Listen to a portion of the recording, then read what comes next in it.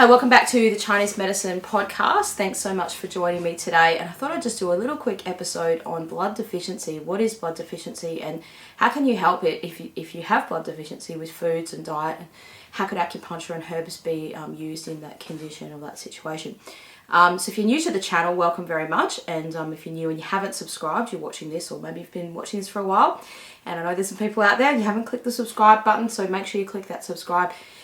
Because we're trying to hit 1,000 subscribers this year, and I want you to come on that journey with me to hit that 1,000, and also to be part of the YouTube community that we're building here about learning about Chinese medicine. So this channel is all about unpacking and exploring the ideas of Chinese medicine and what that means for you as a consumer or as a patient of Chinese medicine. So I welcome the questions. I'd love you to put some questions there. There's lots of people that comment on my videos that they're not even practitioners or students of Chinese medicine. They just know a lot about it because they're interested in it. They read books, they watch a lot of videos and things like that. So just firstly want to apologise. I haven't made many videos lately because I've been not well myself.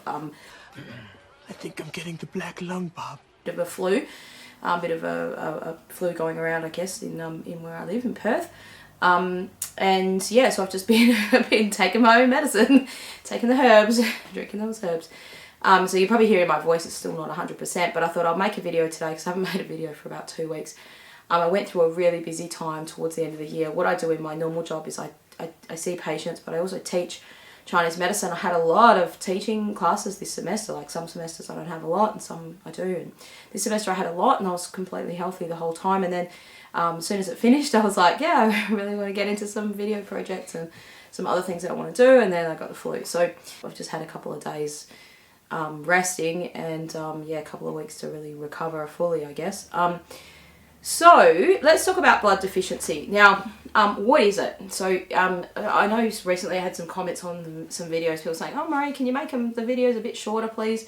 Now I look at the algorithm and the things that, the backyard bits that YouTube gives us, and we can see how long people engage for the videos. And there's a decent enough amount of people that watch my videos to the end, even though they're 20 minutes, 30 minutes long. And there's a reason for that, and it's because I really want to give people some information that you can use. And look, Chinese medicine does build upon itself. So now we've got a few videos on the channel. We don't have to start from yin yang and the 5 elements every single time and back to the beginning. But that is something to consider, that sometimes these videos are compacting in like weeks and weeks of lectures that I would give to students.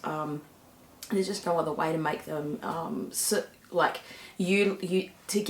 give you the consumer some utility with them, some usability. So because you need to be able to understand it. So how do we think about blood deficiency? So in Chinese medicine, again, it's a different system of Western medicine to Western medicine. So if you're watching this and you're from a westernized country, so the UK, US, Australia, your mindset and the way you're taught to think is a westernized mindset. It's just a different way of thinking. Look, in some parts of India and obviously East Asian countries, they do think a little bit different, although the mindset still is being pushed of that westernized mindset. And it's just the idea that, well, medicine's medicine. That's what you hear people say. Well, if it's alternative medicine, there isn't an alternative. It's just one kind of medicine. But there is a different way of thinking about your body. We don't just have to think about it in that one way. And Chinese medicine isn't like exclusive to Western medicine. You can use it alongside of Western medicine. There are some things where you might be best off you could get the best of both worlds from the different systems. What Chinese medicine's best at, or better at, I would say, than Western medicine is, one is, for instance, keeping your body healthy. Like Western medicine, it does have the ability to do that, but it's not part of the system of medicine. It's not part of you don't usually go to a GP and say, well, I'd just like to be more healthy. You have to go to a really specialised, what they call functional medicine doctor or something like that to be able to get that different idea or a different level of care. Let's get on to blood deficiency and let's talk about how understanding that might help you for yourself. So it's a very common diagnosis that people get in Chinese medicine. What does it mean? Blood deficiency. Does it mean my blood's not good enough? Blood's deficient? Do I have less blood? Well, that's something to firstly consider. Now, it's impossible to have less volume of blood in your body unless you've obviously just lost blood, or let's say you go to the blood bank and you give some blood. Your body will automatically build up the amount of volume that you need with fluid, right? And so inside the blood you have the thickness of your blood is determined by how much blood cells that you have, so red cells and white cells and things like that. And then you have the liquidy part, the plasma-y part of your blood. Now, if someone has blood deficiency in Chinese medicine, now this is where you need to be careful not to say, well, in Chinese medicine it's this and and there definitely is this in Western medicine, because it's not. It might encompass that, or it might be more than that, but it's not exactly that thing. And that's the dangerous thing that I try to warn my students particularly about, trying to correlate this with this, that it definitely is that. Now, when you have blood deficiency, patients often have they could have symptoms of iron deficiency anemia, or they could be iron deficient. Now, that doesn't mean that if you're blood deficient, you're iron deficient, or if you're iron deficient, you are blood deficient, but there's often that correlation there. So they're two different things. But there's a very big similarity there in terms of when you have a blood deficiency in Chinese medicine, it means the quality of your body's blood isn't sufficient. It's not the right quality. It's not a good quality blood. It doesn't mean you don't have enough blood. Now, a lot of Chinese herbalists or Chinese medicine practitioners, like Asian descent, and teachers that I had when I was studying, right, would say, oh, blood deficiency mean little blood, not enough blood. And they'd talk like that because they didn't have the English proper command of the English language to be able to explain it properly. They were just speaking Chinglishy. And even in China, I had some teachers that would kind of explain like that, but they don't really mean that. They don't mean like, oh, you've got less blood. They mean you haven't got a good quality blood, like your blood isn't the right quality to do all the things that it needs to do. So what does blood do? It nourishes, it moisturizes, it takes the blood cells that you need to different areas of your body to do what's needed to be done. So everything that you need to do in a healing sense is done with blood, with your blood. You need your blood to do that. Take that healing process to different areas of your body. And so a symptom of blood deficiency is often dryness. So you could have dry skin or poor quality healing in those areas, wounds that take a long time to heal, or blood deficiency can also give people paleness, so pale skin, and dizziness or lightheadedness. These are all symptoms of blood deficiency in Chinese medicine. Now, the other one is usually a pale tongue. So on your tongue body itself, it would look very pale. Now, I've discussed the tongue in this channel, heaps of conditions where your tongue isn't so relevant or pertinent to the condition. Now, with blood deficiency, it's something that's been going on for a while. So it makes sense that your tongue would be probably pale. Now, you could see a person with a pale tongue and they might not have that many symptoms of blood deficiency now, or they might have a cold or flu now, something like that, and that's when the pulse would kind of take over and we'd kind of notice that more. But yeah, pale tongue, it means the tongue wouldn't be a bright red tongue, it'd be a pale tongue. I'll put a photo there of what a pale tongue. Yeah, so irrespective of the coating, just the body of the tongue would be pale. Coating could be any kind of coating. And then the pulse will be weak and deep usually. But one aspect of Chinese medicine is pulse diagnosis. And this is where we can really see a correlation between the actual blood deficiency. So if you have enough blood, let's say your pulse might be nice and full and big, but when you have blood deficiency, it's often a smaller diameter. Your blood vessel's actually smaller. So that's what we're feeling when we're checking the pulse here on your wrist. We're feeling like the vessel itself, like is that vessel growing too big? Is that vessel really small? Is it very in its position? Is it medium, like superficial, medium, or very deep and hard to find, or weak, or something like that? Now, two things can happen with blood deficiency. One is the vessel itself can get really, really deep, and like the vessel there's less blood filling the vessel on the periphery. So your body, if you have blood deficiency, is going to give all the good quality of what you've got to your organs and less quality to your arms and legs. And that's why you get dryness on the arms and legs, or you get problems with like pins and needles or numbness or things like that on the arms and legs with blood deficiency, whereas you wouldn't get that. You wouldn't get numbness or blood deficiency symptoms as much on the torso or even on the face. So we notice that on the pulse because we're checking that radial pulse. It's on the periphery of your body. So that can happen. So the pulse can get like that. The other shape the pulse can get is really giant, like very big.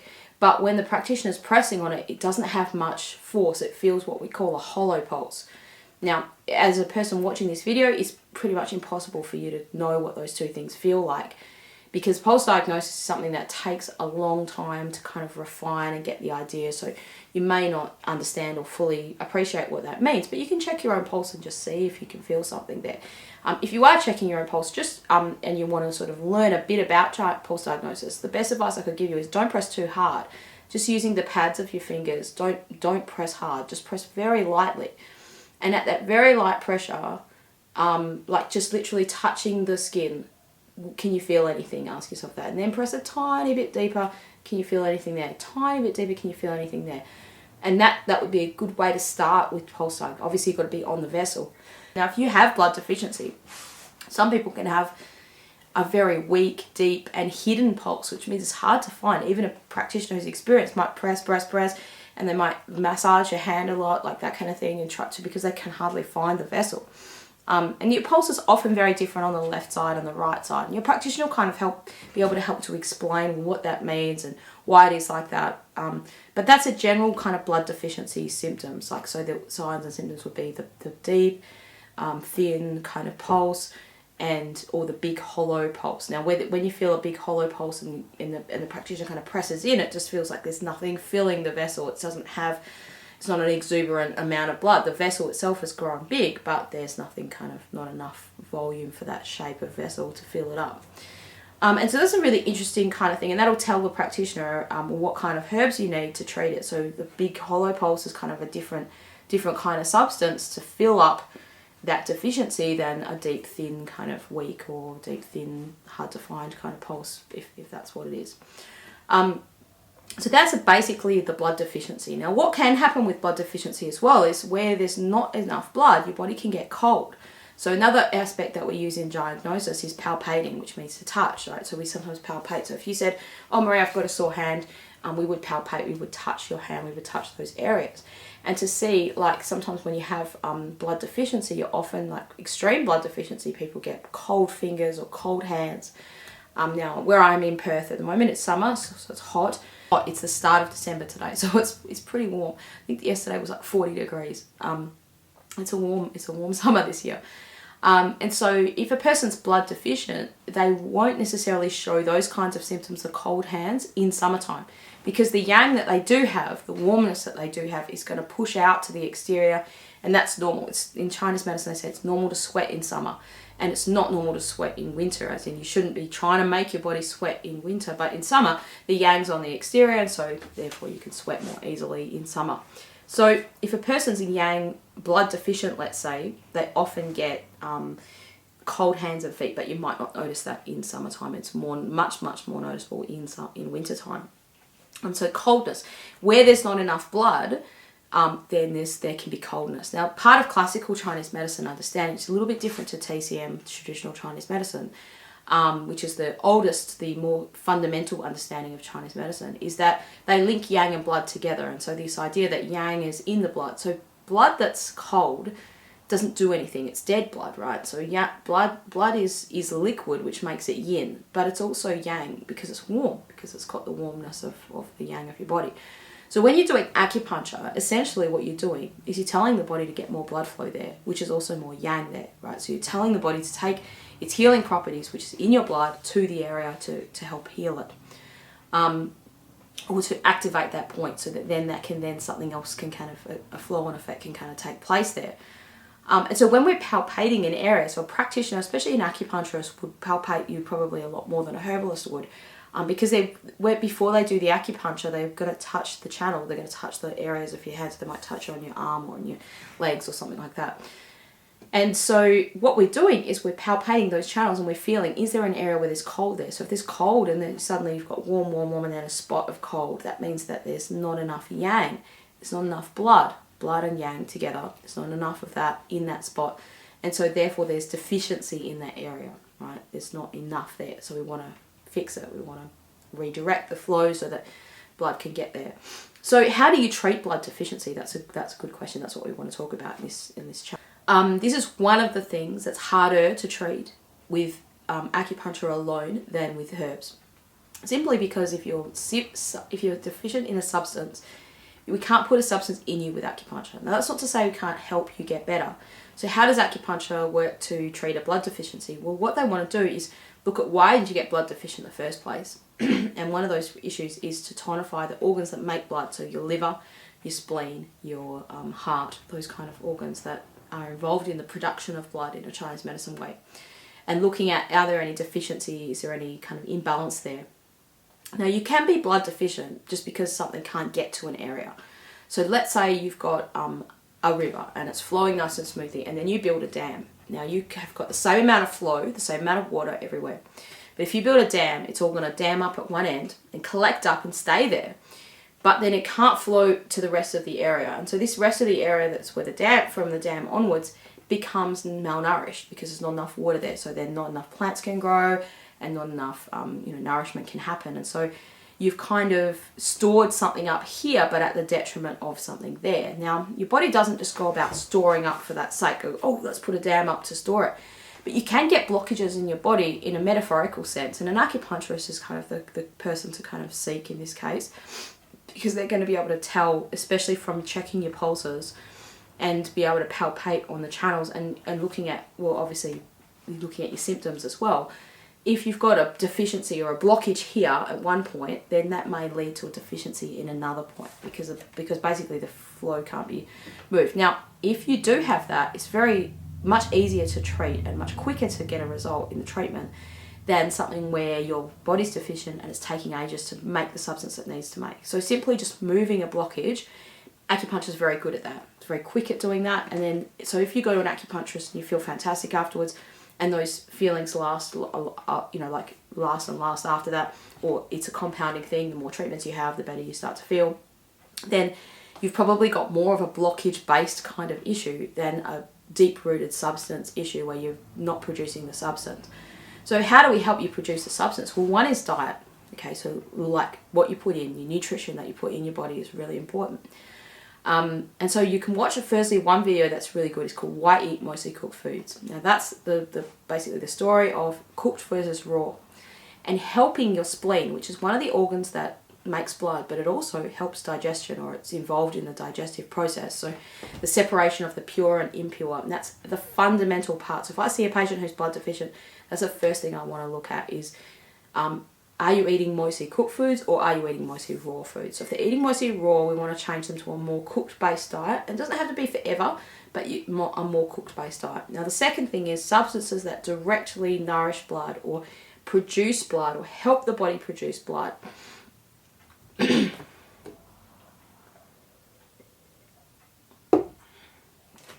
These substances are often animal-based products. Now, not always, but they are animal-based products have yang in them, whereas plant-based proteins don't have as much yang in them because they're not coming from an animal.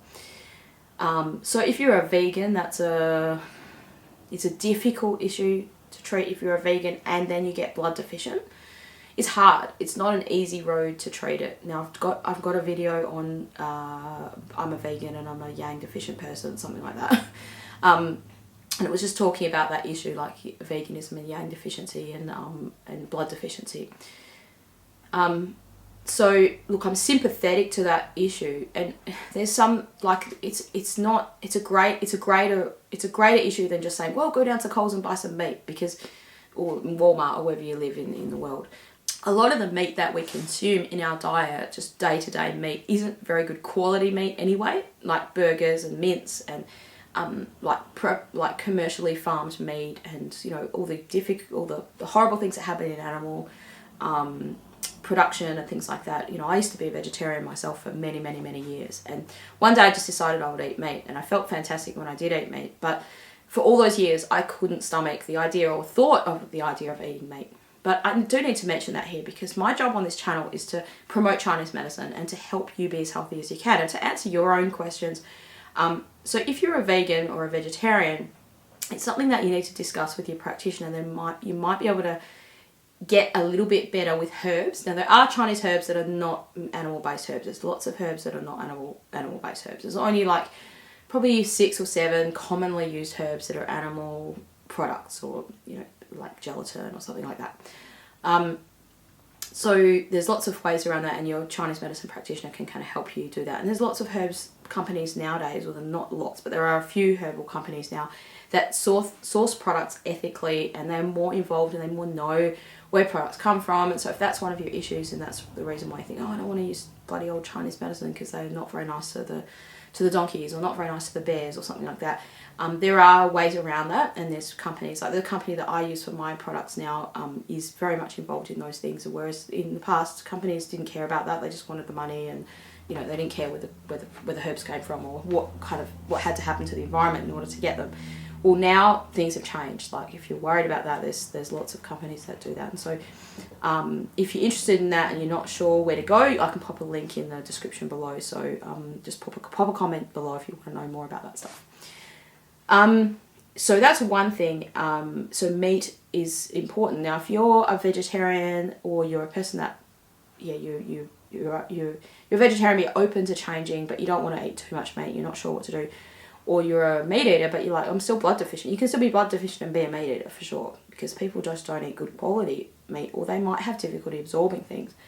The first thing I'd do is go and do bone broth. Now, I made a little video on how to do a bone broth on this channel. I've actually got some cooking myself because I've been a bit sick, and I was like, well, time to restore the function with the bone broth. Bone broth is a really good healing product, and it's not hard to make, and it's very cheap to make. Even if you go to a proper butcher and you buy organic bones and you do it nicely, there's enough butchers around now that do that. You can make really good quality bone broth yourself at home for a low cost, and it's it's just a great thing to do. And you can freeze it and then use it as you need. Use it as you need it, or put it in your cooking or something like that.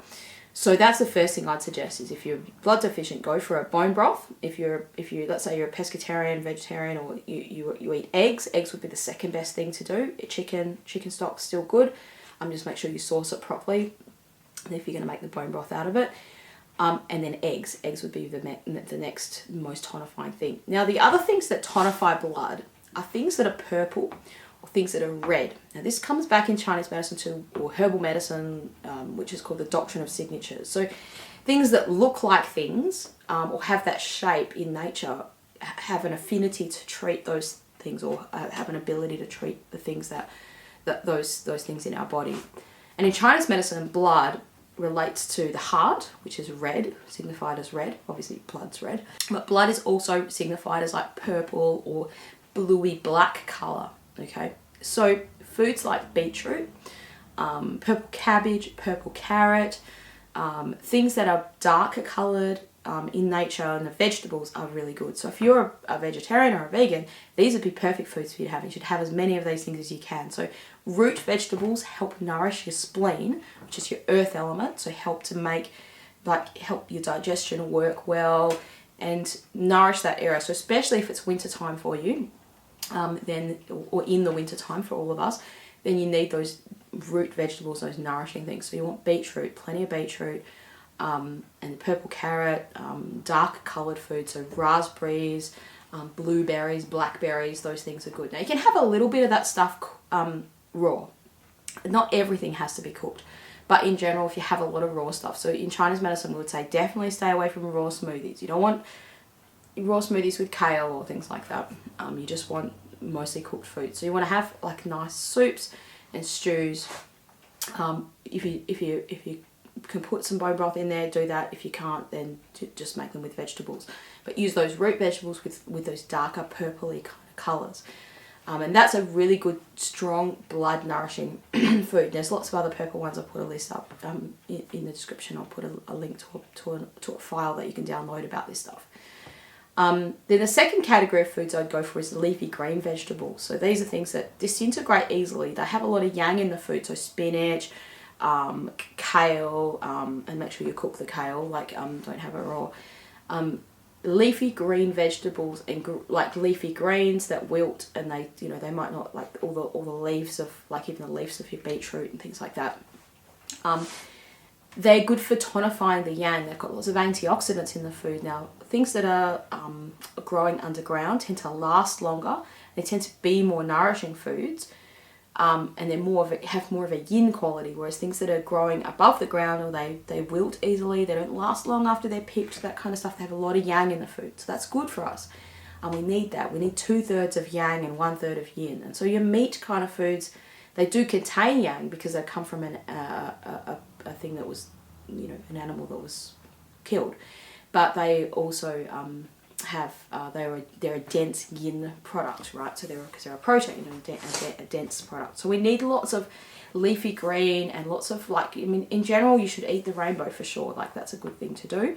But if you're blood deficient, you want to have a look in your supermarket, go down to your Whole Foods or wherever you shop for things that are purpley coloured. In your fruit section, like plums are good for that.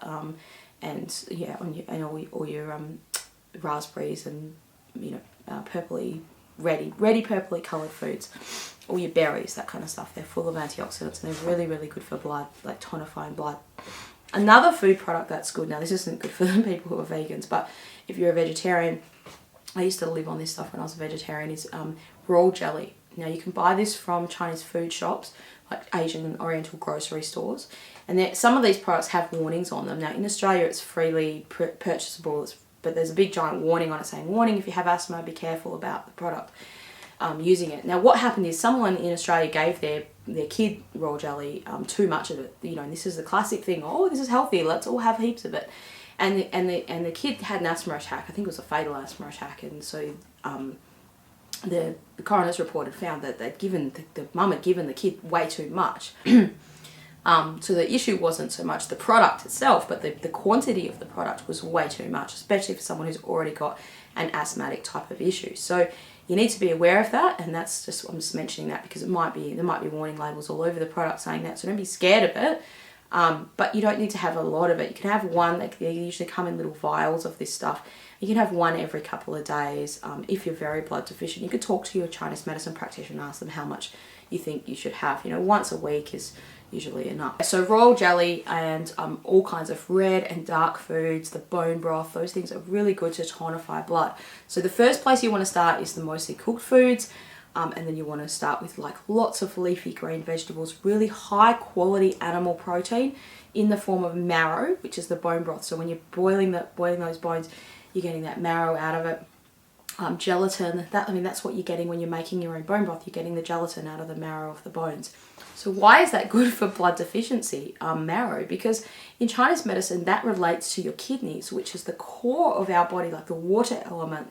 Is like the idea of this core fundamental physiology, your jing or your essence. That's part of it in TCM, in traditional Chinese medicine. They think of jing or essence being like this substance that you're born with that it's very hard to replace. And so you have these two things called prenatal essence and postnatal essence. Prenatal essence is what you're born with, and you basically, it's like an hourglass energy. When that runs out, you die. And the postnatal essence is what you supplement as you go through life. Now, this is part of the longevity idea of in Chinese medicine, we think a person should live 100 healthy years. How do we do that? One is by limiting the taxation that life has on us, right? So by living a healthy diet, by having good quality foods, by having enough exercise, not having too much of these things, not indulging too much in things that are detrimental to us, like smoking or drinking or too much frivolity and those kinds of stuff, right? So just keeping your body healthy in that way. And then the second way is to prevent the taxation of illness upon us. So if you treat illness early, like let's say you get colds and flus and things like that, if you treat that early enough and you don't let that linger on and let that kind of give you, ongoing detriment after you've had something wrong with you. And helping your body get back to health, right, rather than just overall just kind of declining.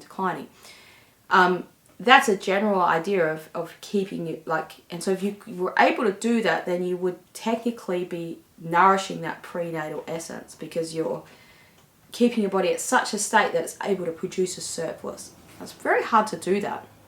Most people in our society are living at a detriment, not living in a surplus. And that's probably more for another video, but it's this idea that marrow is linked to that, right? It's linked to the kidneys and the water element. The water is about storage. It's about the depths of the ocean, the deep reservoir of storage in your body. And so that's part of that. so to tonify blood. So that's why marrow is indicated to help tonify blood. So these are the main things. Then the other things you can try or use, it would be to help with the kidneys, and this is kind of an indirect way of helping. So again, helping with that marrow and helping with the tonifying, the essence or the root, the core of your body. Things that help the kidneys are salty, so a small amount of salty, in terms of salty fish and seaweeds. So those things are naturally salt. Now it's not salt, like not pouring a lot of salt on your body, because salt kind of has a detriment to our body in terms of it's a detoxing effect, so you don't want too much of that.